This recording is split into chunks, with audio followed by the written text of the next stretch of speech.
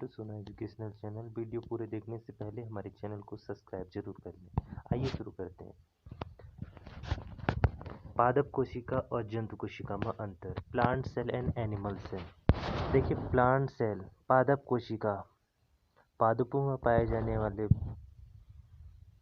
कोशिकाओं को पादप कोशिका कहते हैं। जंतु में पाए जाने वाली कोशिकाओं को जंतु कोशिका कहते हैं। पादप कोशिका में अगर हम डिफ्रेंशिएशन की बात करें, what is the differentiation between plant cell and animal cell, तो प्लांट सेल पादप कोशिका और जंतु कोशिका में पहला अंतर है कि पादप कोशिका में क्लोरोप्लास्ट पाए जाते हैं। यदि जंतु कोशिका की बात करें तो इसमें क्लोरोप्लास्ट नहीं पाए जाते हैं।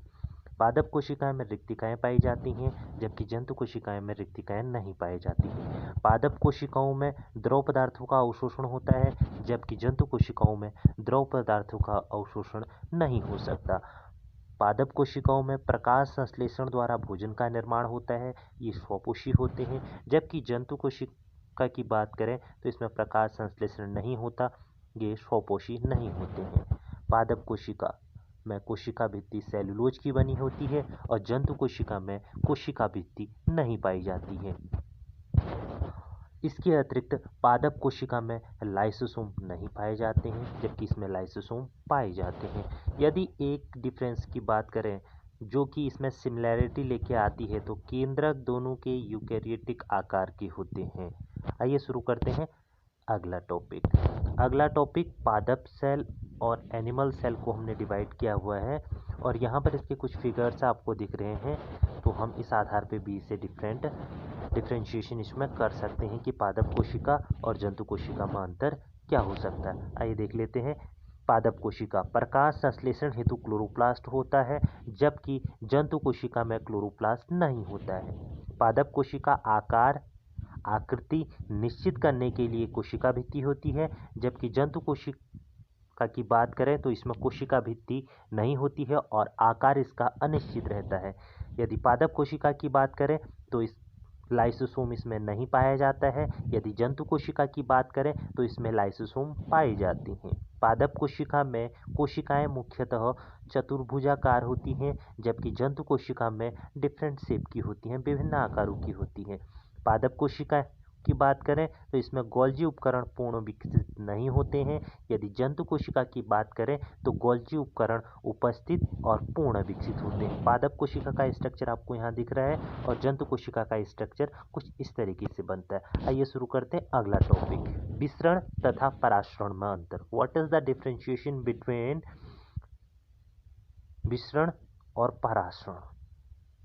यदि विसरण की बात करें तो विसरण उच्च सांद्रता से निम्न सांद्रता की ओर गमन करते हैं और परासरण की बात करें वर्णात्मक झिल्ली द्वारा जल विलायक के अणुओं का उच्च सांद्रता से निम्न सांद्रता की ओर गमन होता है। यदि विसरण की बात करें यह दोनों पदार्थों की सांद्रता को समान कर देते हैं। यदि परासरण की बात करें यह दोनों पदार्थों की सांद्रता को समान कर देते हैं। इसके अतिरिक्त विसरण की बात करें ठोस, द्रव, गैस तीनों में यह संभव है। यदि परासरण की बात करें तो परासरण केवल द्रव माध्यम में ही संभव होता है। विसरण अपनी सांद्रता में अंतर के आधार पर विभिन्न पदार्थों की गति करने के लिए स्वतंत्र होता है। यदि परासरण की बात करें केवल विलायक गति करने के लिए स्वतंत्र विलयन नहीं है।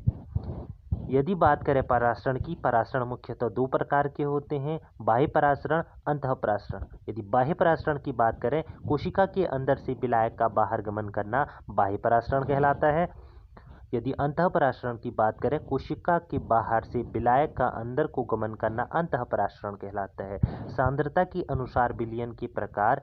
सांद्रता के अनुसार सॉल्यूशन को डिवाइड किया गया है 3 पार्ट्स में। पहला समपराशी विलयन, अतिपराशी दाब, अल्पपराशी दाब विलयन। यदि समपराशी विलयन की बात करें जब कोशिका के अंदर वो बाहर की सांद्रता समान होती है तो उसे समपराशी विलयन कहते हैं। यदि अतिपराशी विलयन की बात करें, हाइपोटोनिक सॉल्यूशन की बात करें, तो यदि कोशिका के अंदर की सांद्रता बाहर के द्रव से गति करती है तो कोशिका के अंदर से जल बाहर निकल जाता है, जिससे कोशिका सिकुड़ जाती है, उसे अतिपराशी दाब या हाइपोटोनिक सॉल्यूशन कहते हैं।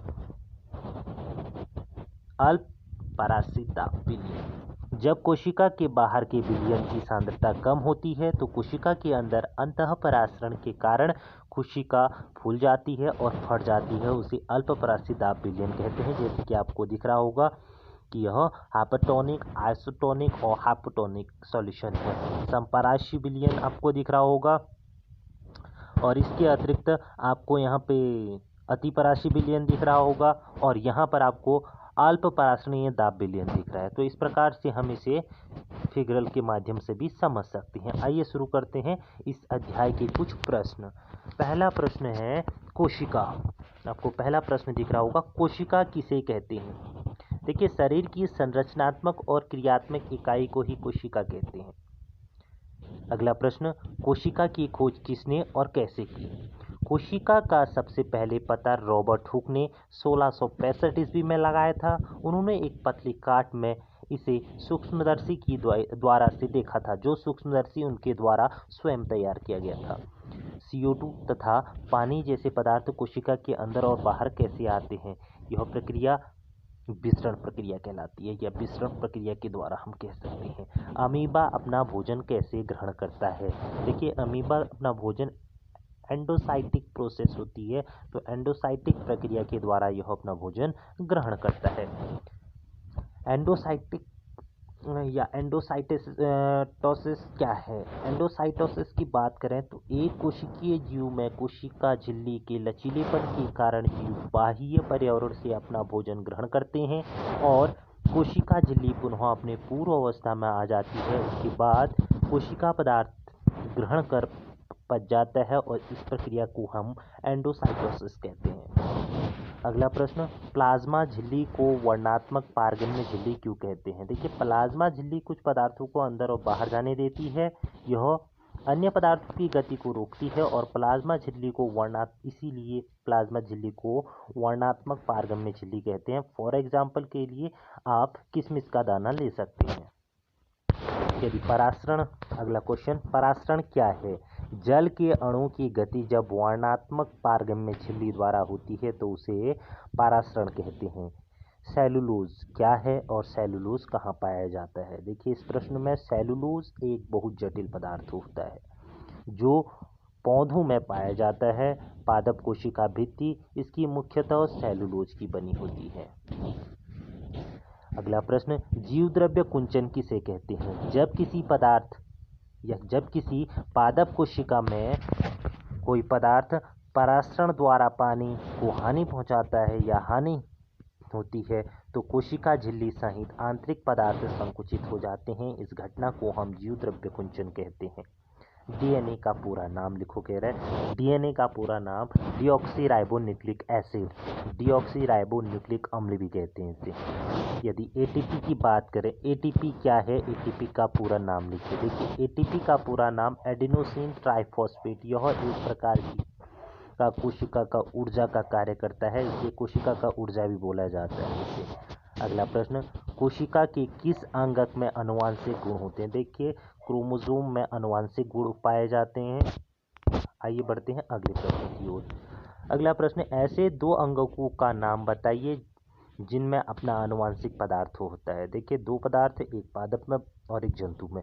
पादप की बात करें तो पादप में हमारे प्लास्टिड पाए जाते हैं जिसे लवक भी कहते हैं, और जंतु में हमारे माइटोकॉन्ड्रिया पाए जाते हैं। अगला प्रश्न, लाइसोसोम को आत्मघाती थैली क्यों कहते हैं? कोशिकीय उपापचय में व्यवधान के कारण जब कोशिका क्षतिग्रस्त या मृत हो जाती है तो लाइसोसोम फट जाते हैं और एंजाइम अपनी ही कोशिका को पाचित कर देते हैं, इसीलिए लाइसोसोम को आत्मघाती थैली कहते हैं। आइए बढ़ते हैं लास्ट प्रश्न की ओर। कोशिका के अंदर प्रोटीन का संश्लेषण कहाँ होता है? तो कोशिका में प्रोटीन का संश्लेषण माइटोकॉन्ड्रिया में होता है। So thank you so much for watching Sona Educational Channel. So please like and subscribe our channel. Thank you so much.